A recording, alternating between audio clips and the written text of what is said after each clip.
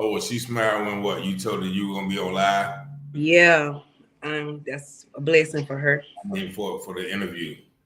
Yep. All right, so we are live on Facebook now. So I'm gonna go ahead and share this and tag you in it. So Okay.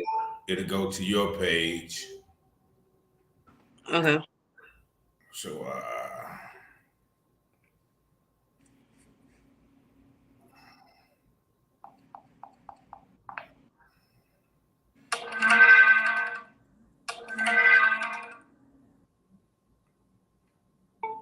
okay.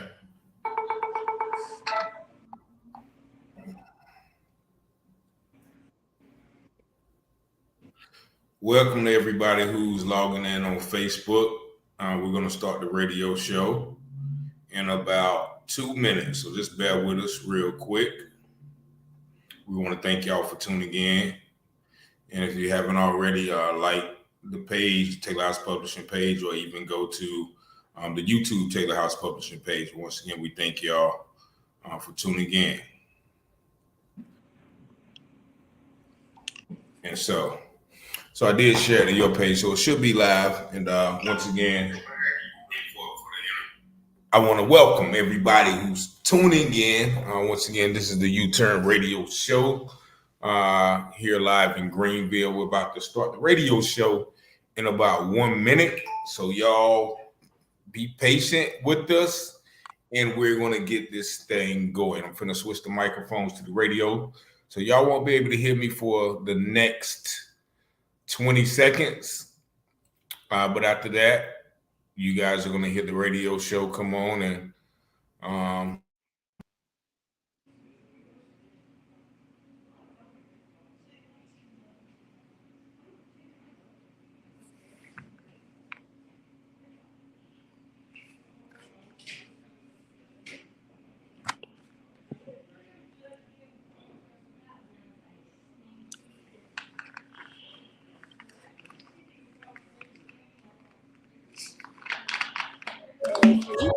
E69, Winterville, Ayden, Grifton, Southside, Greenville, North Carolina. I'm trying to be a better man, but folks just don't understand. I'm trying to do all I can to deal with this addiction in me. Lord, I want to change. I can't stay the same. But the sins that in my vein is trying its best just to kill me. Good evening, ladies and gentlemen.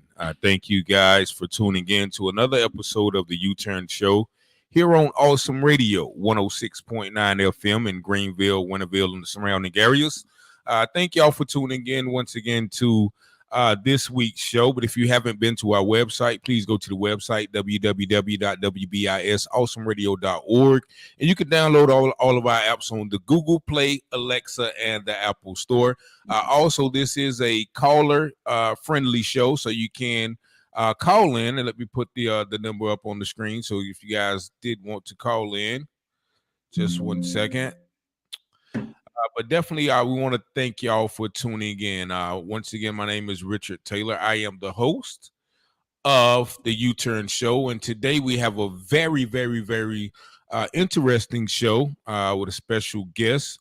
And this topic is similar to last week's topic of a mysterious death here in the eastern North Carolina area. Last week, there was a suspicious death last year in Pikeville that we talked about.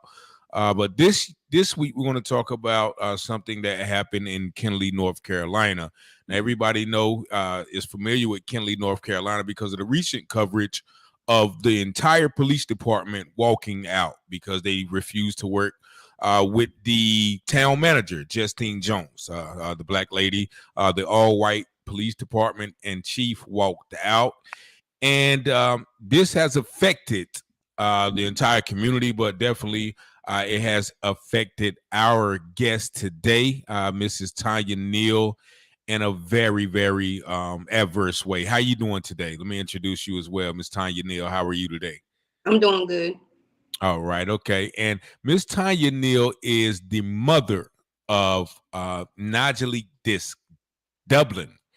And Niz'Jahlik, or better known as Nigel, uh, lost his life early in March this year under suspicious circumstances. And she's here to give you guys some intricate details about her son and the case, and her need for closure. So we're gonna let Miss Neal tell us about the death of her son, and what happened leading up to that night that you found out your son was deceased earlier this year.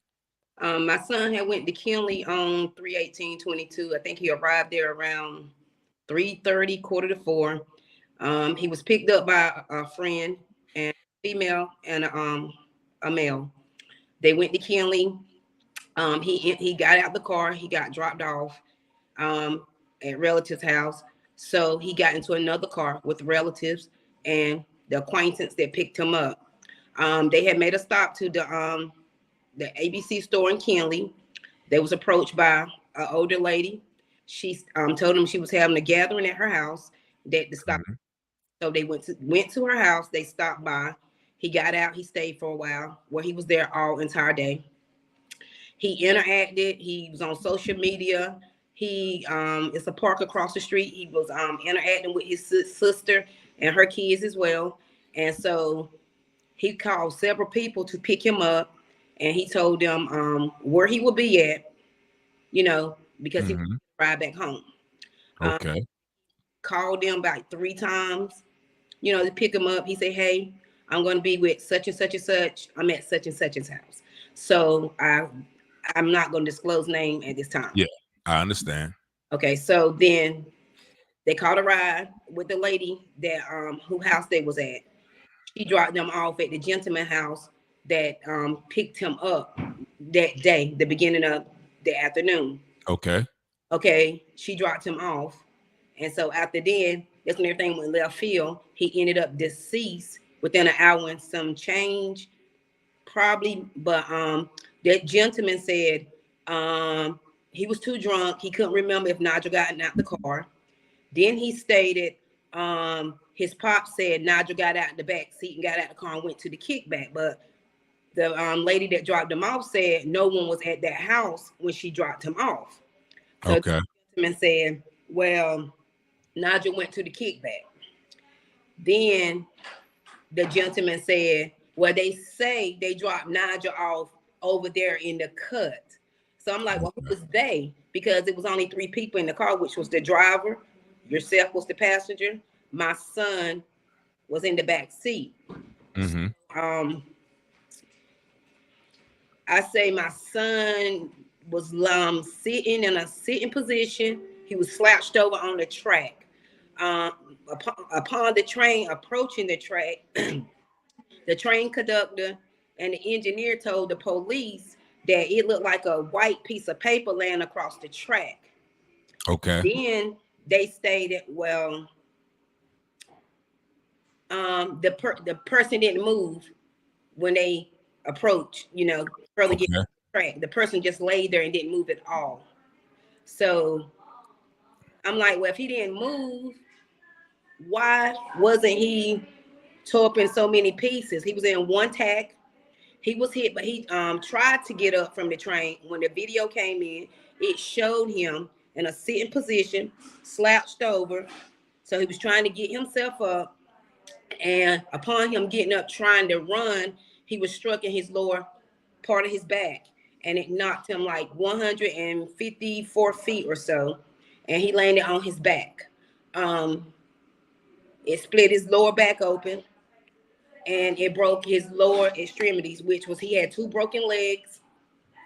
And he had red bruises on his right hand.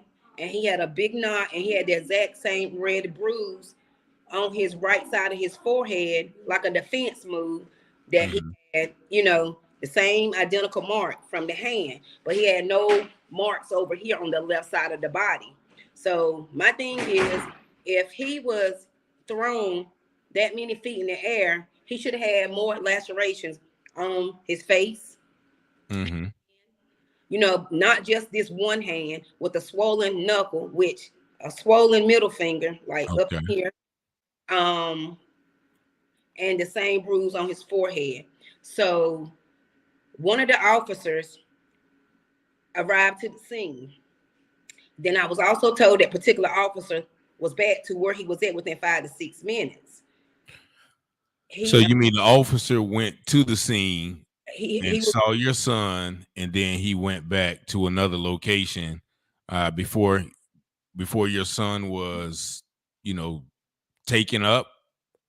that's what I was told. Okay. And so I didn't get in touch with the police officers until I say about 3 days after the fact my son was deceased. They dispatched to Princeton police to come and tell me my son had passed away. So the officer that came to deliver that message, I wasn't there. He told my son and my mother that my son, he just sat on the railroad track and killed himself. Like, and that can't be accurate. Okay. So, upon that, it's just like the train conductor and the engineer, they lied to the medical examiner as well as the officer. The officer told the medical examiner my son was an alcoholic, drug abuser, suicidal, and on drugs, which all was a lie. So the medical examiner tried to rule my son's death as suicide. Because he said he based it on the facts that was given to him and the video that was shown. I said, well, sir, a video haven't even been released about my son at all, period. So you did see a video. That was a lie. So have you seen the video that the Amtrak conductor or the Amtrak train had? Have you been able to view that video? I didn't see the footage yet because I opt not to see it. So by the time my family was going to go and see it, the Kinley Police Department had all resigned. Everybody had quit. But the Kinley Police beforehand, they had stopped communicating with me. They started answering my texts. They started answering my calls. They wouldn't return my texts. They wouldn't turn my calls. They wouldn't even tell me how far they got into the investigation. They didn't tell me anything else about anything. Okay, so and this happened on March the 19th of this year. 18th. March the 18th of this year. And so because I've talked to, through social media some other people, and they said that, it was kind of suspicious because, like you said, he was already like slumped over laying on the tracks before the train came. So what do you think from everything that you've heard? What do you suggest, that could have happened? I know you don't know because you wasn't there, but what? Yeah, I don't. All the information. But I didn't go by the he say, the she say, because this situation is going to be a lot of he said, she said. My speculation is my son was already in some kind of distress to where he could not mentally function and operate to move, and that was the reason why he could not move fast enough to get away from the tracks, because he should have heard the crossing guards come down, ding ding ding ding, well before the train approached him. So my heart tells me that something happened to my son before the train got to him that caused him not to be able to physically function to move. Okay. And you also mentioned, I think that you said somebody said that they saw your son walking back and forth on the tracks like he was pacing up and down. Okay, 2 months after the incident, the Kinley Police tells me, well, I have no reason to lie, but it was a witness that was home for a wedding and sitting on the porch, and he said that he seen your son posting. Excuse me, you guys. Yeah. Go ahead. Okay. Just keep talking. We can hear you. Yeah, people just passing by. I'm sorry, but he told me that someone was home for a wedding, and that they was on the porch, and they seen my son pacing up down the tracks 30 minutes before the train came. So I said, well, who's your witness? They couldn't give me an answer. So I went across the street to the gentleman across the street. I said, you saw pacing up and down the tracks 30 minutes before the train came. He said, no, ma'am, no one was on this track at all. No one was pacing this track. I said, my son had on a white t-shirt and some black jogging pants and black shoes. Did you see anybody that fit that description? He said, no, nobody was on this track, pacing the track at all because he was home. Okay. But the witness, they never said who the person was, but in the investigation, you're supposed to write down everything, witness and all. And when my son passed away that night, his body was already moved before they contacted me. And he allowed the whole town of Kinley to walk on the tracks. He was telling everybody where my son was lying at, where he got hit at. It knocked him over here. He was telling individuals, each and every one of them. So it's supposed to be an investigation, but you done contaminated the scene. So if anything was there. So did he talk to any of the prior people that your son was with that night? Or did the police? Really, no, he didn't really talk to anybody. I gave him names. He said they was doing interview of people. They had people coming to the police department saying the craziest things. The SBI instructed Kinley police to give lie detector tests. It was never done. From my understanding, I didn't even look at my messages. I had a message from May that they contacted somebody to come and take lie detector test. They never showed up. Okay. So now in May, so I think the town and the police, they walked out in what month was that? That was in June. July. I think July. Okay, she started June. I think they stopped in July. Okay. So and when you say she, I think you're talking about the former town manager, Miss Justine Jones. Now, were you ever in any contact with her about your son's death and your feelings about the investigation? Yeah, I went to had a meeting with her. I told her who I was. She knew me briefly. She wasn't there. Let me get this for the record. She was not there in that town when my son passed away. She did not start till like June.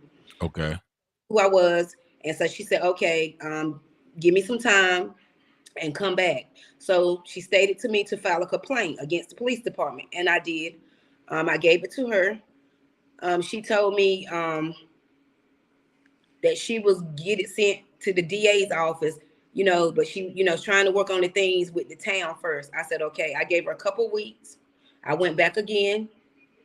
She told me that she was gonna see where the police, what notes they had, where was they at in the case, and that she will, get in touch with the DA, which she did. And I just made that step on my own, and I went to the called the DA, and I filed my own complaint.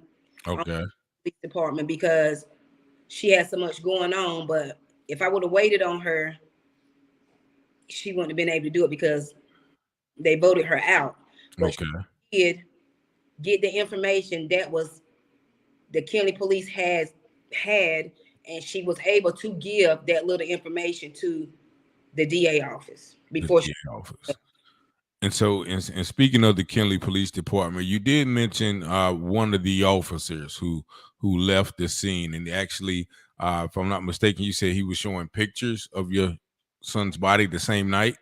Well, yes, I got a message to contact someone, a young gentleman, which is a worker. And he stated to me that the officer came in that night to eat. And he said, look, man, let me show you these pictures of this dead body. So he was trying to show pictures of my deceased son on the ground. And so the guy looked, he said he seen the picture. He had took the pictures of the train. He saw my son, saw blood on the train. And he said, here, look right here. But the guy was like, man, I don't want to see any more of that. And so he was like, who's that picture of anyway? So this police officer stated, oh, just some random guy that I went to school with. And so the young man said he didn't think nothing of it. I don't want to see that. Mm-hmm. So people working at night, it was a waitress. And I think he talked to her as well, the officer, and to reference on my son being deceased and things like that. I'm unsure if he showed her the pictures, but I think he probably did because she made a smart comment on Facebook like weeks after, say a thug don't deserve justice. Mm-hmm. So the guy that he showed that, pictures to, he didn't realize it was my son until the next day when my daughter worked. And that's when he realized the pictures that the officer had in his personal phone was my son. So, and then I think you said that that officer in particular that you're talking about was known to kind of harass your son. Yes, they went to school together. They did not get along. The guy was always trying to bully my son. And I really can't say he was racist because I didn't know him personally, but according to my son, he was racist in school. So I said about 2 years or so ago, because that's how long he's probably been on the police department. My son would come home, he'd be like, Mom. I said, yeah, Nigel. He said, you know the guy I went to school with that I always had a problem with? And I said, yeah, I think so. He said, well, he's a police now, so every time he see me, he bothers me.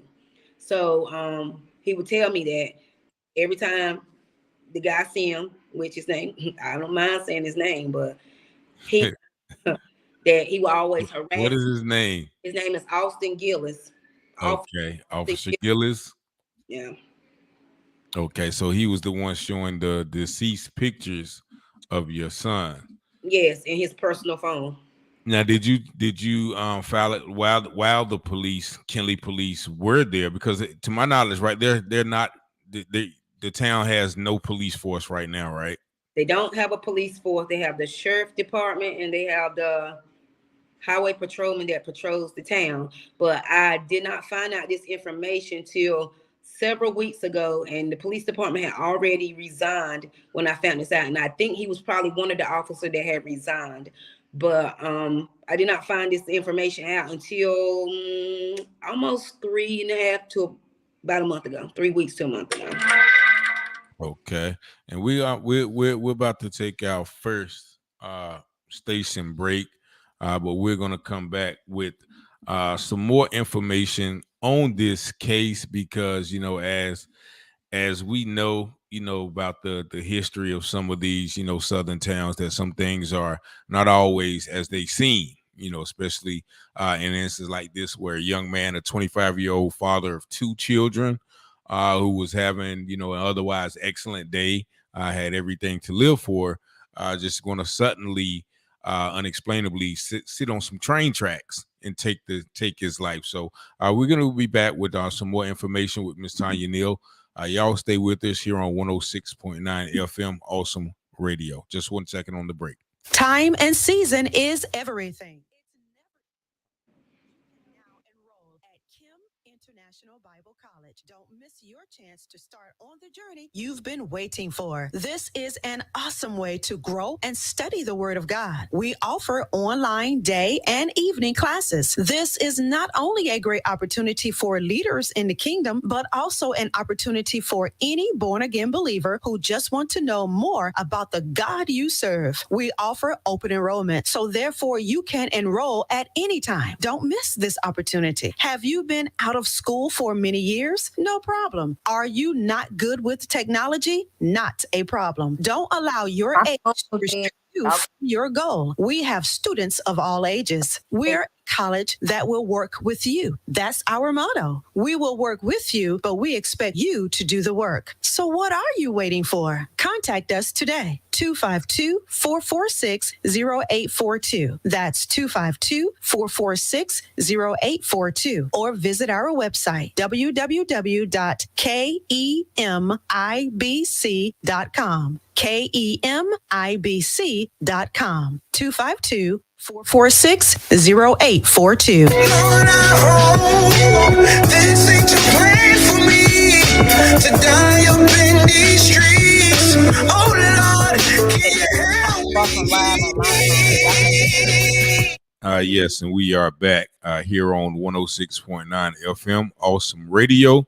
I am your host once again, Richard Taylor, and we have special guest, Mrs. Tonya Neal, who is the mother, of Niz'Jahlik Nigel Dublin, who mysteriously lost his life here in there in Kinley, North Carolina. And just a couple of comments.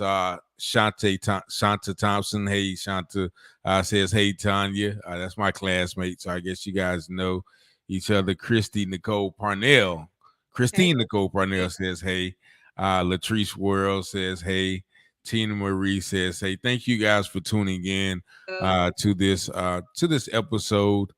We hope that you guys will tune. Everybody's saying, hey now, hey now, Ginger Michelle. Hey, I guess you got a lot of people. You got a lot of support. And actually, it's funny because every once again, I shared the post and some information about your son. I've heard nothing but nice things about him, and even the pictures that I see was, hey, cuz Susan Jones. Everybody's the Alana Praise praying she gets just all the pictures that I see of him. And all the people that talk about him talk about, how great of a smile, how he, was just a lovable person. Could you describe Nigel to those who may not know him? Nigel. I could say a lot about Nigel, but for the most part, Nigel, he had a smile to light up the room. He was a people's person. Everybody he come encounter with, whether they was kids, disabled kids, he had a heart of kids, he had a heart of dealing with the elderly. Everybody, black, white, green, orange, everybody he come encounter to, that his energy was just his energy. Like a lot of lives, he was liked by a lot of people. Yeah, I see. Yeah, everybody sharing the post. Now let's go back to the death, the autopsy. Did you ever receive an autopsy report, and what was kind of the results of that? Okay, I did. Okay, I'm kind of iffy on that, but I could touch a little bit on it for a second. Okay. I say when they called me, when I found out where my son was like 3 hours later. I waited at the hospital in Smithfield, but he wasn't there. I didn't find out till about 3 hours later he was in Raleigh. They told me they had sent my son to Raleigh for autopsy, and they will let me know when the body can be released to me, as well as, making arrangements. I said, okay. So myself and my family and his uncle, we waited, we found out where he was at. So the next, I talked to the medical examiner. He said, I have your son here. He said, we're going to take real good care of him. He was like, he has a real big knot on his forehead. He said, but I'm going to take care of him. So I said, okay. So he was released the next day to the hospital, back to me. To the hospital in what, Smithfield? Okay. Health. So the medical examiner called me. He was like, you can get this whatever mortician, whoever you go with, to contact us, and we tell you what to do. Process. So they sent him. I called Sanders Funeral Home in Smithfield. That's where he went. Mm-hmm. Okay, so I would ask when I was going to have his service, because due to the condition of the body, that I need to have it quickly. Okay. I don't know what condition of the body, or was it autopsy related, or was it the train? I don't know. This is new to me. Never lost a kid, never buried a kid. So I said, well, when I went there, I said, we're going to have it the following Saturday, which I think was like a Monday or Tuesday. So it was like that next week. Okay. About a month or so later, I waited. I said, let me make some contacts, to Raleigh. I need to get a copy of this autopsy. Okay. From them telling me they didn't do one, but you took my son's body. You told me you did an autopsy. So you mean the Raleigh, the people you called said they didn't do an autopsy on your son's body? North Carolina, the medical examiner office. Uh-huh. Now they won't talk to me, but I contact them, and that's what she said. It shows in his records that it wasn't an autopsy done. So I said, that's not what they told me, because had they told me it wasn't an autopsy done, when they released the body to the funeral home, the family could have conducted their own personal autopsy, which we had the funds to do that. But no one told me this at all. So, so now that's what I'm going through. So I contact the medical examiner, like, hey, you told me this because that you conducted an autopsy on my son. Well, I didn't have to, due to the information I gathered from the detective, and he had the same detective name, Austin Gillis, which he was not detected on my son's case. Okay. Him and the train that he laid in front of the track and he didn't move. I said, well, you don't even have a tape, sir. So what are you talking about? So I haven't spoke to them since. Oh, okay. So you still haven't, there's no, there's nobody who can explain pretty much why they didn't give him an autopsy. Because they just didn't do one. Actually, Regina Marshall said, just sad and crazy. That's why they had to get her out of there. And I think she's talking about the town manager, because I think she would have figured things out. I pray for justice. And actually, I agree, because like I spoke early on, that I spoke with a member of the town government, and he told me about a lot of the practices, the hiring practices that the chief did, the conduct of some of the officers who were fired, and who were just doing a lot of things. So I think that Miss Jones was on track to uncover some of these things that we wonder about, and that's why they had to get rid of her. Now, as far as community support, like anybody, because once again, there's nobody to talk to at the police department. So who do you talk to now when you have questions? You mentioned the DA. The district, and now that it's no police department, and they quit communicating with me well before Miss Justine Jones came in. They would not answer my calls. They wouldn't return a call. They wouldn't return a text. I had to go through the district attorney office, which is in Smithfield, North Carolina. I have a deal direct with the district attorney office there, which is conducting the investigation in his case. They picked up, I guess, where Kelly left off, which Kelly never to me started. They picked up from there and just going from there. Okay. And so you mentioned, like once again, some of the people that he was with beforehand. You mentioned, a couple of parties he was about to go to, some people he ain't got. Have you had a chance to talk to any of those people? And if so, what did they have? What kind of information do they have for you? Okay, the first gathering he went, it was older people there, younger people. And then they was like, your son was drinking, but he was not drunk to where he didn't comprehend. One lady, she told me, he was having a great day. He was on his phone. She told me she related his whole entire day until he actually left. She said he showed no indication, anything. He was just saying that he's waiting on his ride to pick him up because he need to go home. His kids was coming for the next 7 days. He was going back to work on Monday to his job, and things like that. And she was saying she was shocked when her husband came back home because he went to the store and said Niz'Jahlik had just been killed. And she's like, that's not accurate because he just was here with us all entire day. And so she's, the police never talked to nobody there. They never interviewed anybody that knew his whereabouts and that talked to him and had encounter with him. People they talked to was things that didn't make sense. The one that was with him that picked him up, he has not yet said anything to me. Just like I'm just now, like that. It's been just one second. We got to take our last station break, but we're gonna come right back to finish this interview with Miss Neal, 106.9 FM Awesome Radio.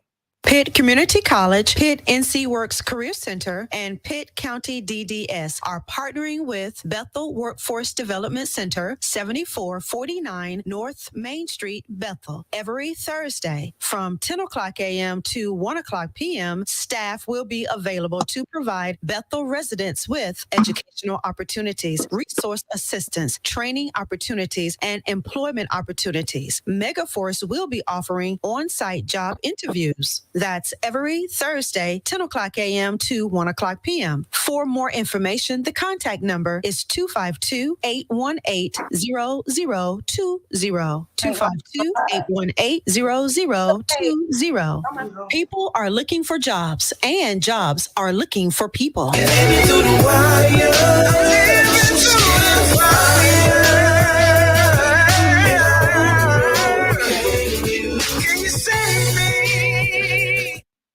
Yes, and we are back here on Awesome Radio 106.9 FM. I'm your host, Richard Taylor, to the U-Turn Show. Once again, thank all of our radio listeners for tuning in, and also all of our viewers on social media, Facebook, YouTube.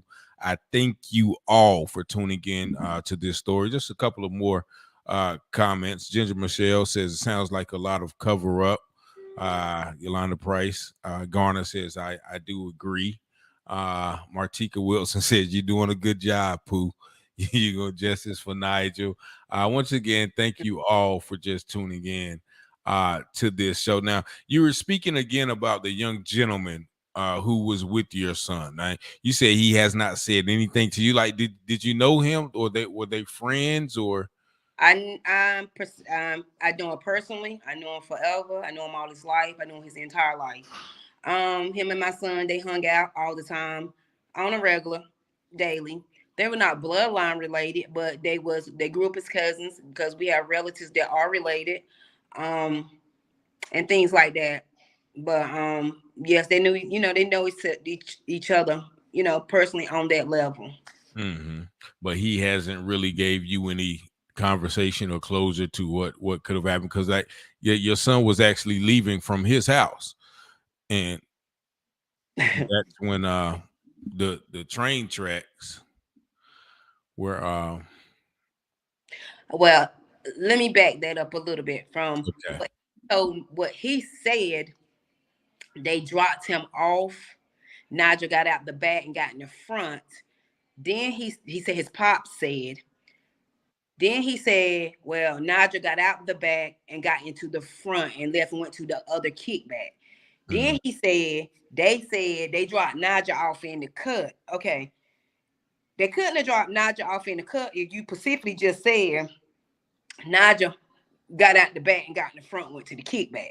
From what I'm told, my son was in the back. The driver said, my son said, I got to go pee. So that he got out the back. He got out the back, and I guess to go around the house to use the bathroom. But then, then another story was I was too drunk. I can't remember if he gotten out the car, but I'm like, that's 3-4 different kinds of ways to, that Nigel didn't get out the car. And they say they dropped him off in the cut. Who is they? Because it was only 3 people in the car, which was the driver, my son, and the passenger. So who is they? That's what who's they?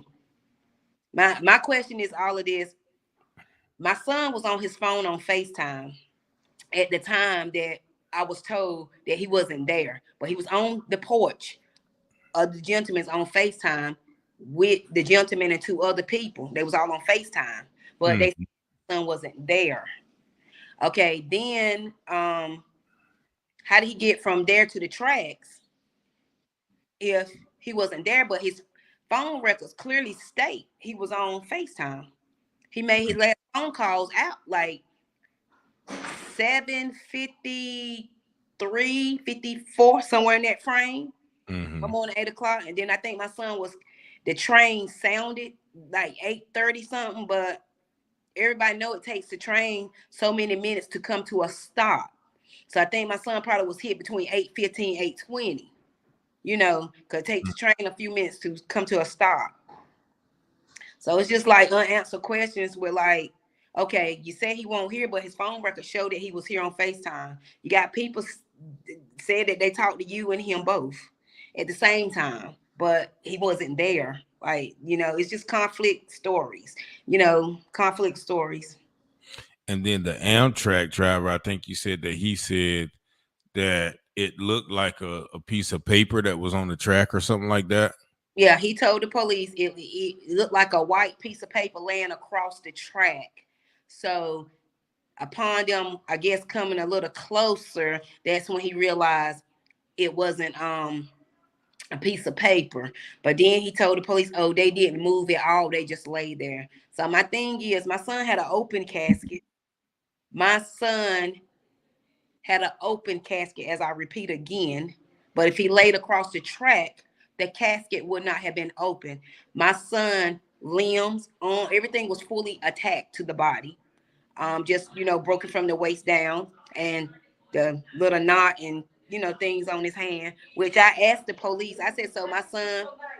That's right. Excuse me, you guys. I'm in a lot. So Yeah, you're fine. You're fine. Go ahead. hello.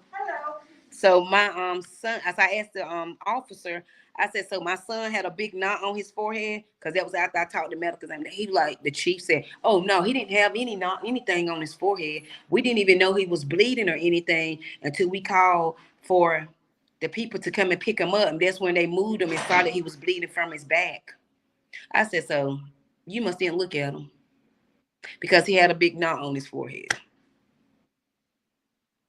But somebody had time to look at him. They had time to take pictures, and pictures of the blood on the train, and things like that.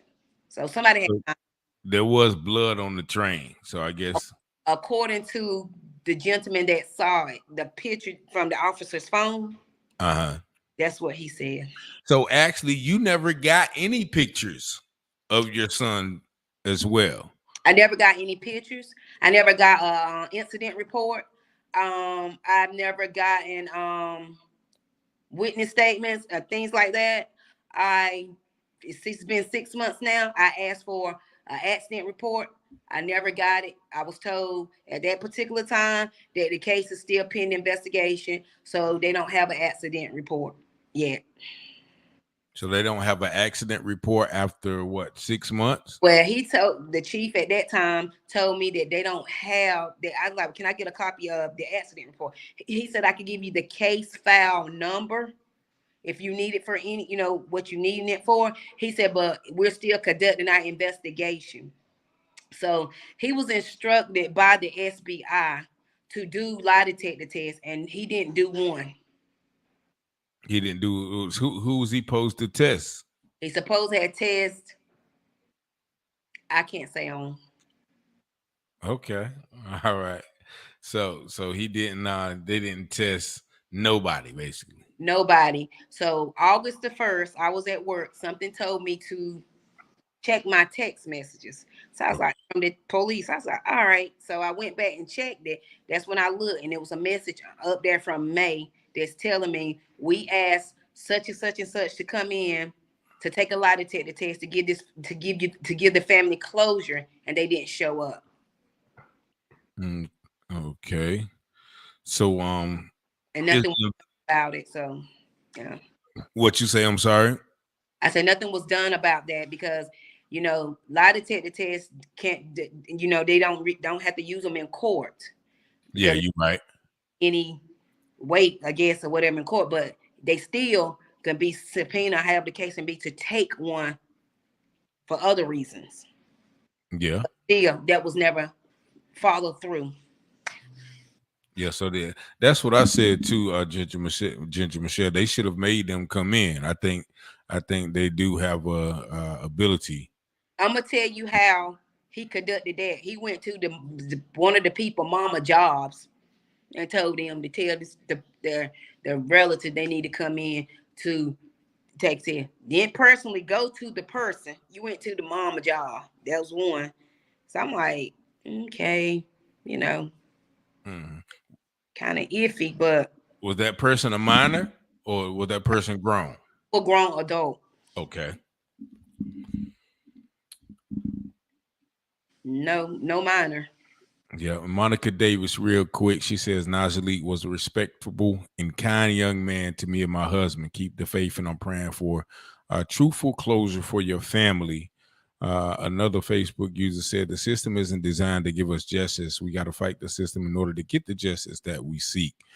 Justice for Nigel. I see that your son does have a lot of support. Once again from the community, and he actually left behind two young daughters, right? How old was his daughters? 4 and 2. 4 and 2. And was he very involved in their life? Okay, he was. That's another subject. He was involved, but he couldn't be involved like he fully wanted to be involved. But he was involved. They know their father. He know them. They loved him. He kept them.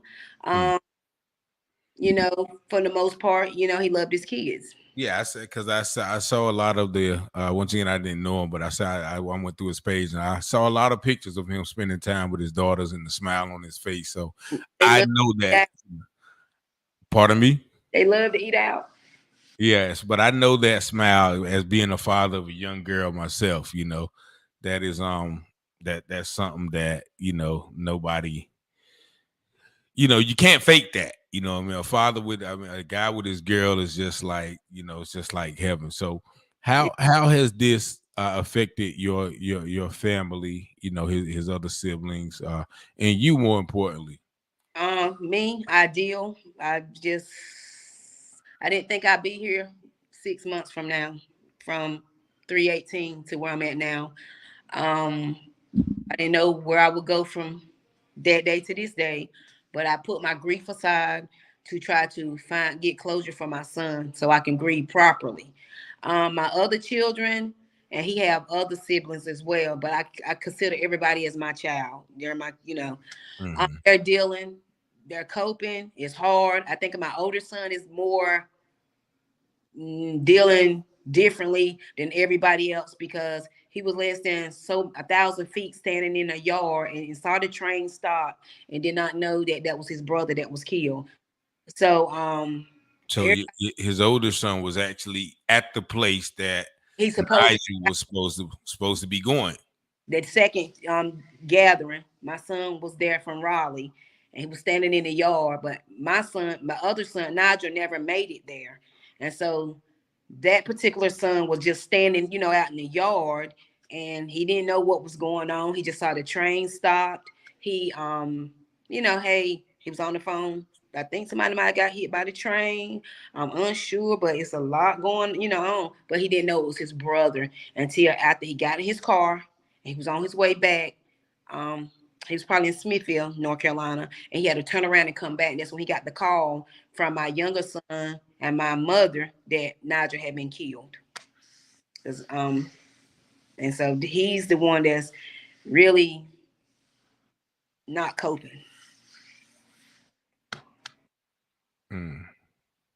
So where do you think that we go from here? Like what do you think?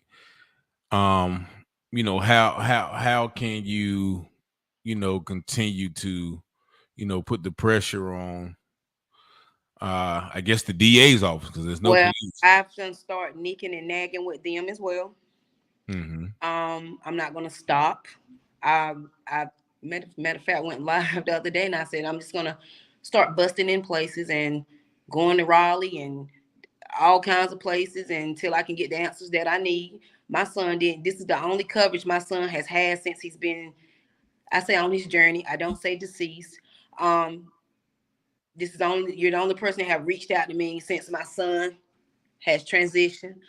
The media coverage, I had 2 WRAL and another station to reach out to me. And then they told me they will contact Kinley Police and they will get back in touch with me. Once they contacted Kinley Police, I didn't hear from them. They couldn't air my story. They had the most excuse because the chief stopped them from talking to me.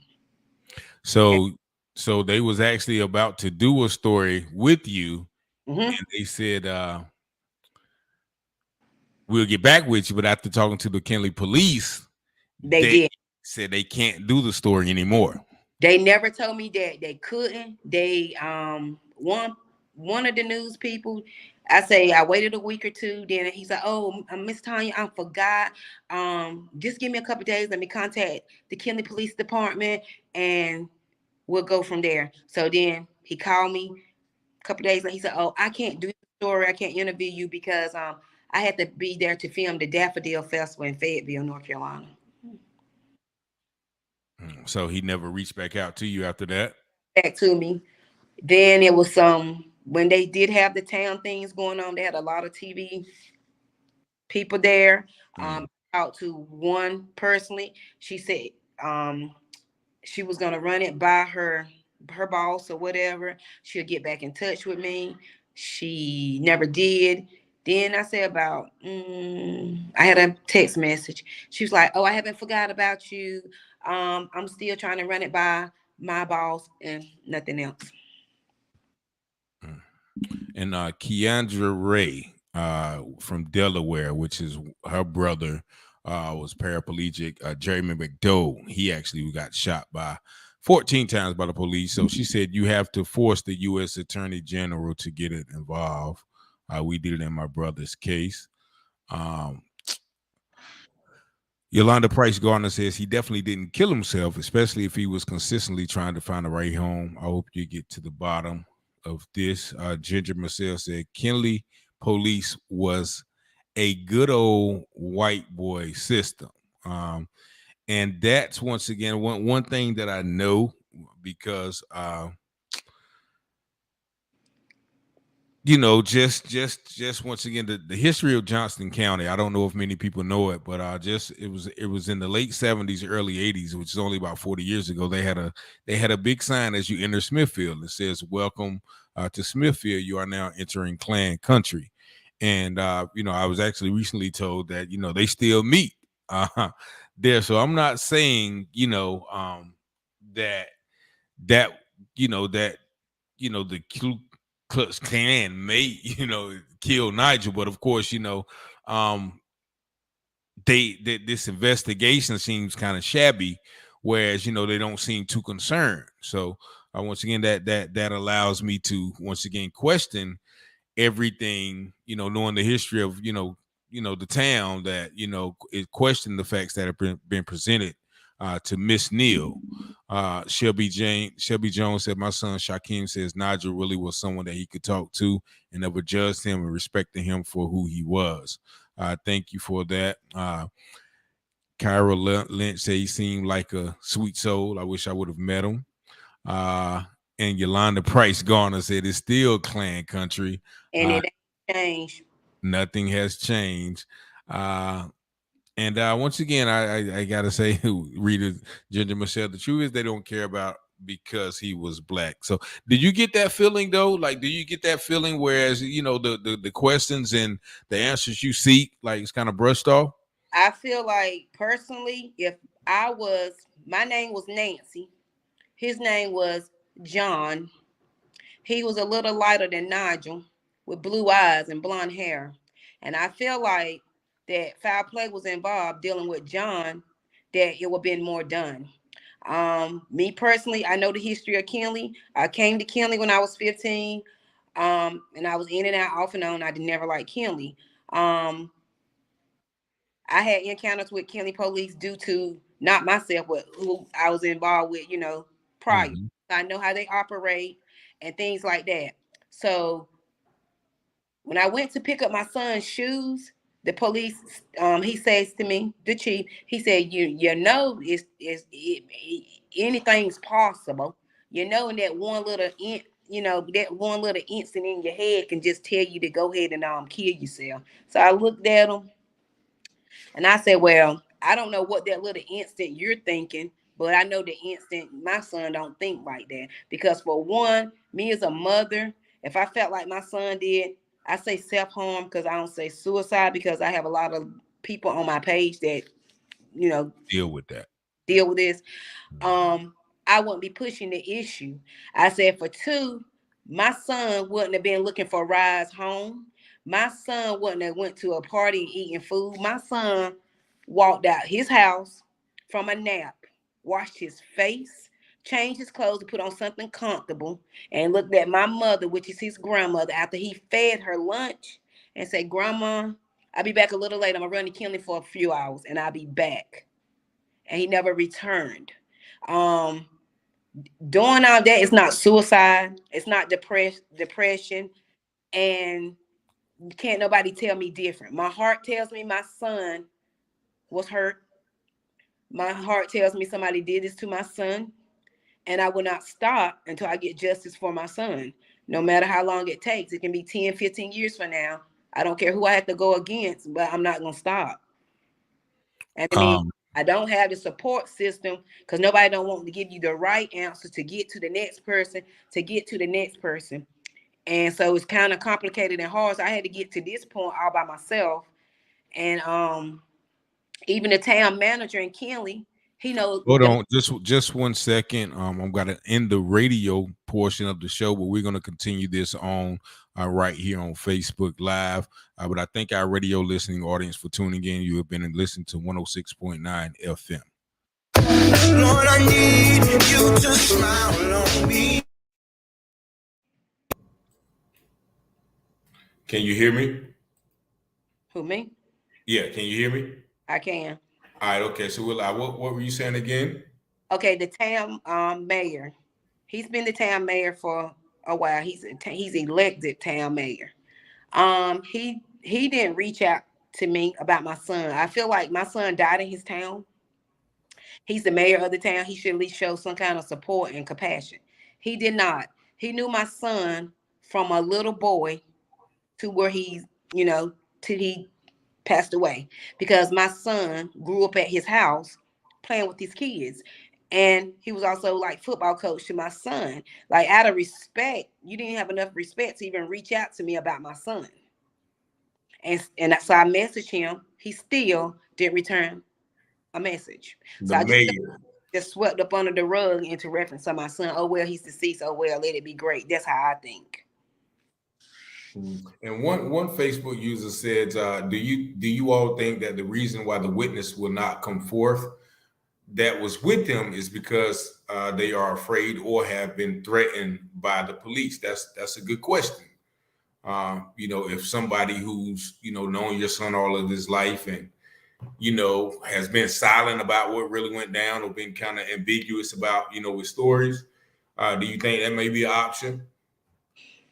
That right there, I really, really can't say. I don't see that, but I don't see that. I just feel like they did lack of investigation. They didn't care. So, oh well, they just streamed me up. At first they was attentive, and then as time went on, they tried to string me along. I just feel like I really don't even know what to say, what to think, but that question there, I don't think they intimidate them by far. No. Okay, thank you. No. Brother Ronald Hurd, dear beautiful sister, thanks for sharing your son's story. His death nor your suffering will be in vain. Sending amplified blessings and condolences to you and the family. Sending amplified blessings to Brother Taylor for having the backbone to amplify this story behind enemy lines. Thank you, my brother. And anybody don't know Ron Hurd, he actually has interviewed, Dick Gregory. He does interviews with Judge Joe Brown. So he has a large platform. So Mr. Hurd, if you don't mind, just mentioning this on your platform and this story, because I know you have a lot of connections down here in the South that, somebody may, be able to take a look at this from another level. But I thank you for tuning in as well, my brother. So and Ginger Michelle, she said something once again. She said, Black people rarely commit suicide, which is true. Correct, my man. No, ma'am. Yeah, so that's weird that they would just automatically, say that there's a suicide. And Regina Marshall said, I think something happened and the police didn't care to try to find it out, which is basically true as well. Susan Jones said, I feel like all of them resigned because all the dirt that was about to come out on them.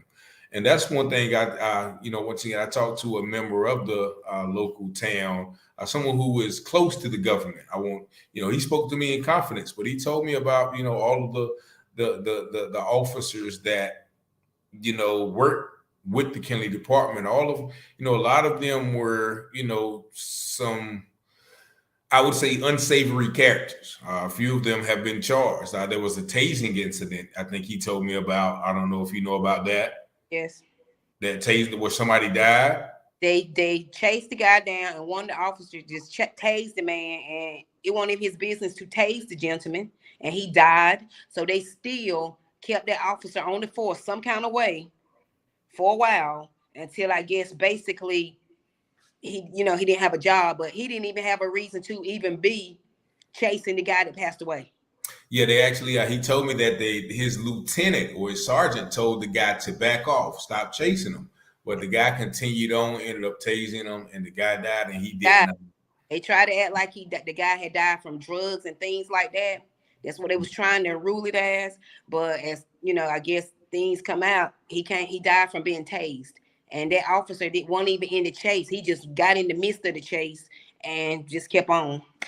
His name was Kyra Lynch says, if you don't mind me asking, how did the officers act at the scene when you got there, or did you ever make it to the scene? Miss Kara, I never made it to the scene. As I stated before, my son was moved before I even got there, but I was told that, police and officers can make that call, to go ahead and have a body moved on certain circumstances. And for two, they say they knew my son personally and well. They didn't want him lying on the ground because people was running up. And they had several people in Kenley that was running up. I know, news travel about one of the people that actually saw my son lying on his ground. Because the next day when I came to the area, my son brought me, my older son and my bonus son, they brought me out there. And before I can turn around, here's somebody standing there. Say, oh, did he have something on his mind? I said, hold up. Let me back you up about 10 feet. I said, first of all, my son ain't do this to himself. And second of all, don't you ever ask me this again. I'm a firm person. I don't sugarcoat anything. But if I feel in my heart that my son did this, I wouldn't be doing all this. I wouldn't even waste my time. But I know for a fact something happened. I don't know what happened. I know something happened. I know it's been covered up. I know it's been swept up under the rug. I feel in my heart if Miss Justine Jones could have stayed there a little longer, more than just Nigel situations would have been uncovered, because she was on to a lot of things. And that's why they got rid of her, because they didn't want to unravel a lot of things. But had she not been there when the DA had to come and pick up Nigel's file, I still would not have the DA on his case. Who would be there to give them the information? Because actually,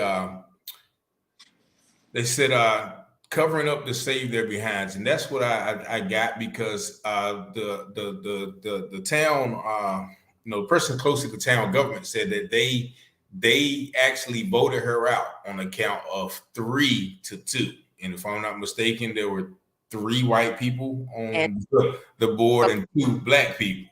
Yep. And so the vote was 3-2, whereas, each of the white people voted her out, and the black people, voted to allow her to stay. So I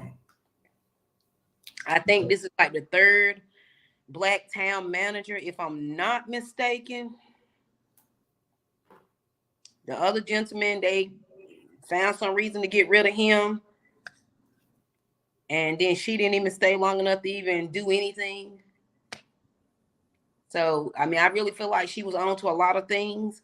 Not, into, finding out some things, about my son as well.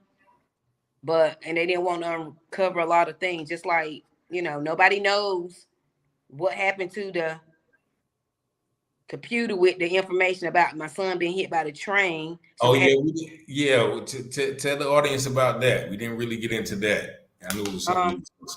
It's a CD from the train. The train has a camera on the front, and so that tape came in while they all told them lies about my son lying on the tracks, which was all a lie. Because when the county police sent for that CD, it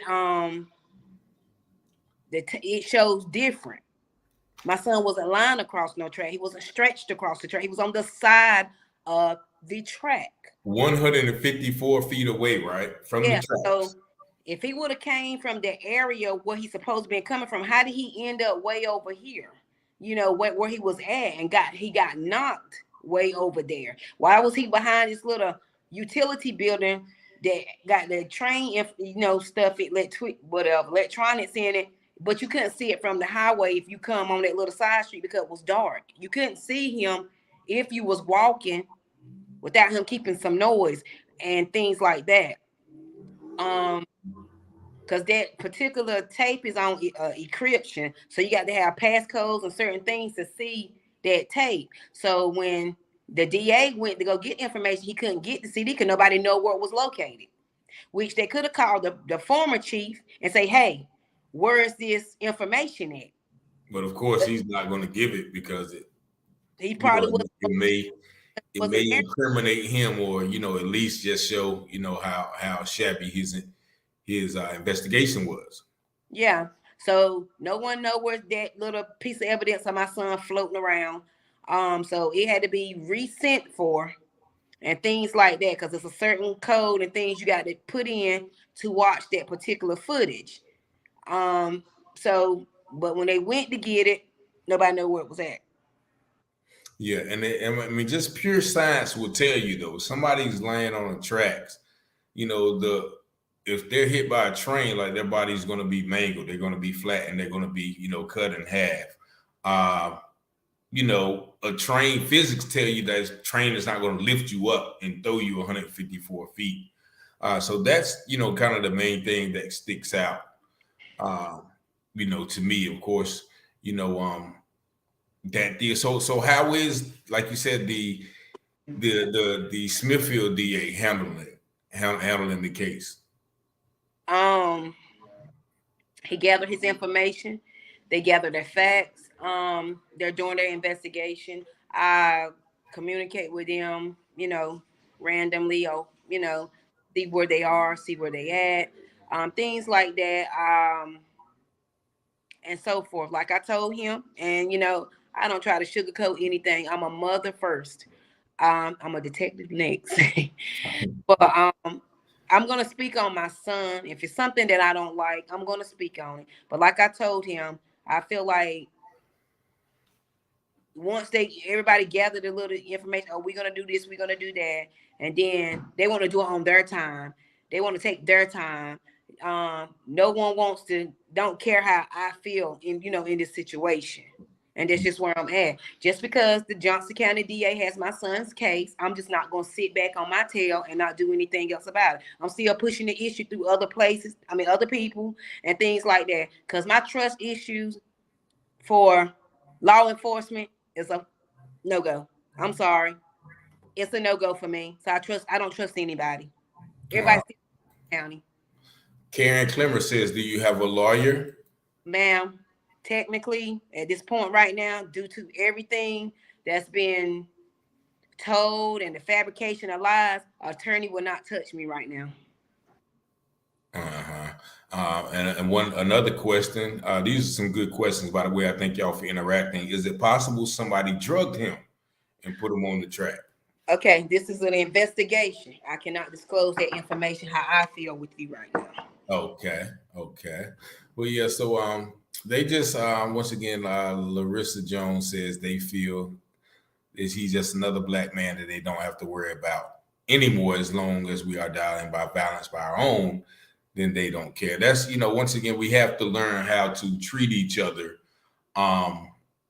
better, because once again, like when it's easy to say, these things happen, but then, it makes our lives less valuable when, we don't hold our own lives in great esteem, which could, Kyra Lynn said, you can be your own lawyer, honestly. Yeah. So, there's a lot of avenues. Clemmer said the NAACP. There's a lot of avenues, but that's why I'm doing this show for people who can offer some other avenue, some alternative measures to be able to get justice for her, because being in the town, and everybody knows this, like when you're in these small towns and you go to the police or you go to the sheriff or you go to the DA, everybody is pretty much clicked together. So there's no advocate for you. Once again, the DA is working with the medical examiner. The medical examiner is working with the police. The police are working with the hospital. All of these people are one big network, like, one lady said, the good old boy system.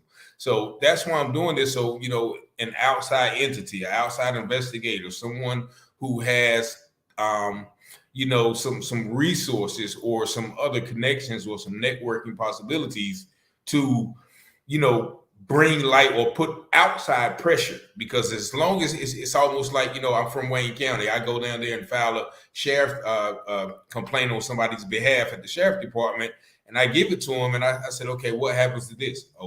Well, I send it to this person in here. I send it to this person. We send it to our investigator. So I was like, okay, well, this complaint never leaves this station. And then he was like, yeah, right. So I was like, of course, I don't expect you guys to, to discipline yourself. But so that's why I'm doing this. If anybody, knows any next steps, Tonya Neal, she's definitely on Facebook. That's how I contacted her. Somebody, once again, yep, Tina Marie, they all grease each other's palms within the court system. And I trust, like I just stated before, just because the DA has taken my son's case, this is still Johnston County. This is still Johnston County. Just because Kinley Police don't have, the court system think Kinley Police was a joke, because every little case they come in there with, sometimes the judge will laugh it off.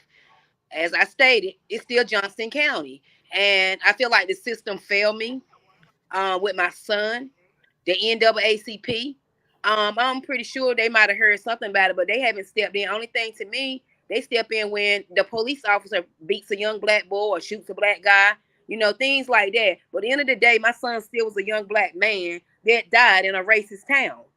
And I feel like they should, step in and try to help me as well, not just from police brutality. It's more crimes going on than a white officer or whatever killing a young black boy. I don't know how my son died. I just know he's not here. I know I miss my son. It's not a day, a minute, an hour that go by that we don't think about what happened to my son. He could have been drugged. He could have lived when he got knocked down. He could have been hit in the head when you arrived on that scene and you left and go back where you was at. Hey, I don't know this. I'm a mother. I can tell you how I feel, but it's got to be set in stone. I feel like nobody is helping me. I feel like nobody have my back. The lawyers I talk, things like that. Everybody all work together, and stuff like that. So that's just where I'm at. I'm a one-man little game by myself. I'm scared of them. So I just sit back and I just think on a daily who I can get to next to try to help me. So now I got the Senate numbers. Those people that you vote for in November, them people. Okay. I left a number with Miss Lisa Barnes. She's number one. She didn't return a call. Okay, ma'am. I called you yesterday, so I'll start back again tomorrow because I'm trying to report this particular officer. And so since I can't get in touch with her, I go to the next name that was given to me. So when the little election stuff come around in November, I guess you got to start paying attention who to go vote for, not just for the president, because these people not doing their job as well. Nothing. Because the DA told me, yeah, you should file a complaint on the officer. Well, sir, who in the hell should I'm sorry, but who should I file it to? I'm confused. Like, if it's no police department, then your next step is the DA, the court system. But you telling me to go file a complaint against him. Who am I filing it with? Mm-hmm. And actually, this lady, Miss Anderson, she mentioned, I think, something you did. And I don't think for a second that Johnston County did anything to Niz'Jahlik as far as to see the cause of death or a toxicology report? Because you mentioned something about the toxicology report, right? I just want to say I just can't get into depth. This is an open investigation as far as toxicology, as far as autopsy. We could talk about other things, but right there, I just can't discuss anything about toxicology and autopsy on this platform. And Gwendolyn Allen says, how many unsolved mysteries have there been in Kenley? Do you know of any more? It's several. But my son case, it would be the black man case, death like that in Kenley. Because he was only 25 years old, father of two.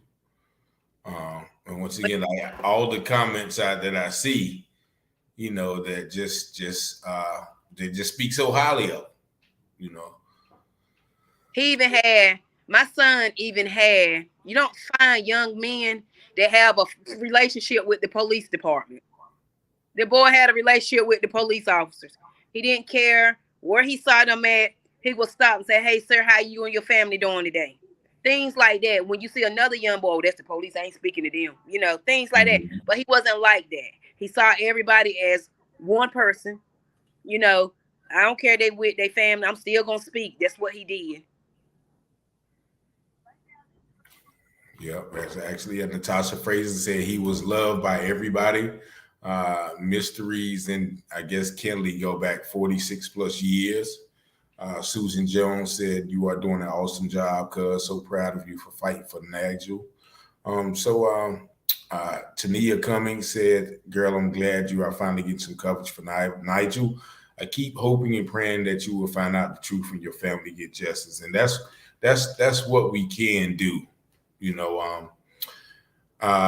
Just once again, just keep his name alive. Of course, you know, the situation with Kenley is already, you know, under national scrutiny. So I think this is a perfect opportunity, you know, to really, you know, get somebody outside to look up into this. You know, I don't even the FBI. I don't know, you know, the process of getting them involved, but I'm pretty sure, you know, it's possible, you know, to go to their website, call their numbers or whatever, because once again, like it's blatant. Anytime you got a whole entire police officer that walks out because, you know, they're not in agreement with the town manager, it's blatant that you know, they pretty much can do what they want to in these towns. So all towns they can.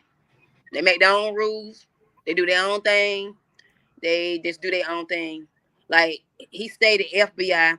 It is the SBI that's actually was called in to assist with my son's case. I only spoke to him one time. One time, my son's been deceased 6 months. Haven't spoke to him since.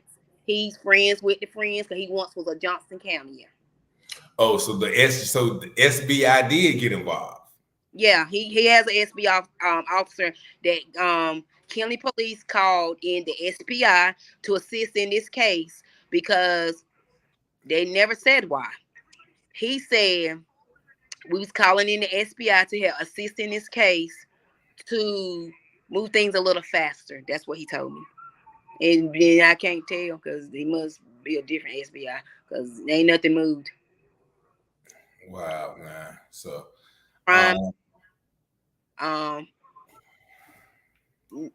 they still has his phone.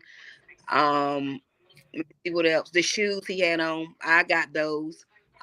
Clothes, you know, they cut those things off. But what was the purpose of calling the SBI in? What did they do? I mean, they told them to do lie detector tests, and they didn't do it. So it's just everybody just all one big family, I guess. Man. And you know, we're gonna just that's the same thing I said. This case sounds like it needs to be given to a lawyer or investigator outside of North Carolina, because like you said, people around here don't want to touch it, you know, because they have so many ties to, you know, the justice. It's hard to go against a system that you are a part of or you benefit from. You don't want to be ostracized of calling out the DA or calling out the investigators around here. because you have to pay the penalty for that in the long run. So, hopefully we can get some outside coverage of this. You guys share this video, if possible, either on Facebook or YouTube, and always keep Nigel's name at the forefront, and information on this case. And once again, if anybody has something that's instrumental, or anybody has some information that once again may shine some light on some things that we haven't already brought up, feel free to come out. You can't be scared. You can't be scared, when you're looking for justice. So, I know somebody, once again, knows something more than what has been given to Miss Neal and, the family of Niz'Jahlik. So I hope this video, this interview, this information will move someone to help Miss Neal and, try to provide some closure and justice for her son Nigel. Is there anything else that you want to share with, the audience and the viewers before we go? Okay. It's nothing else I want to share. I just want to thank you all for taking the time out to listen to us tonight.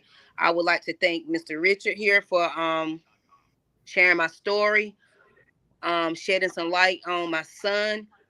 If there's anybody out there with any resources other than the resources that I have or lack of resources that I have gotten into reference of my son, or can, get some leeway to help me get some leeway on this case, to please reach out to me. I'm on Facebook. My name is Tonya Neal on Facebook. My other page is Tonya Austin Neal, but I'm not on that page too much. I go live a lot just to shed some light on the situation.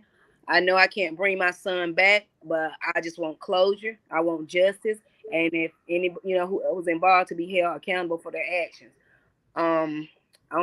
It's like I'm fighting a brick wall and the wall's not moving. So it's hard when you don't have that backup or the right resource, and you're going against a lot of people that seem somehow, as I sit back and did my homework, they're all somehow connected.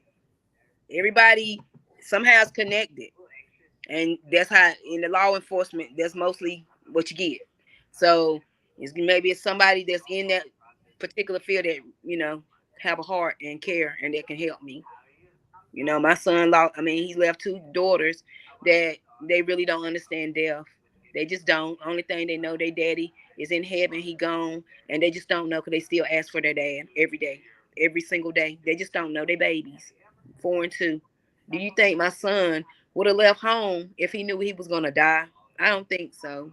So all that I ask, if you got valid information to share, this is nothing to hold back. We're a family that's grieving. Have a heart. If it was your family, you want somebody to help you. Okay, definitely. I think I'm gonna read this one. Kiana Almanza says, anyone who had the chance to ever meet Nigel, like I have, would say there's no way he would harm himself. He loved his family, always the life of the party, and very respectful. I guess the advice is to create a GoFundMe. We would all contribute to gain him justice and help towards a lawyer outside of innocence.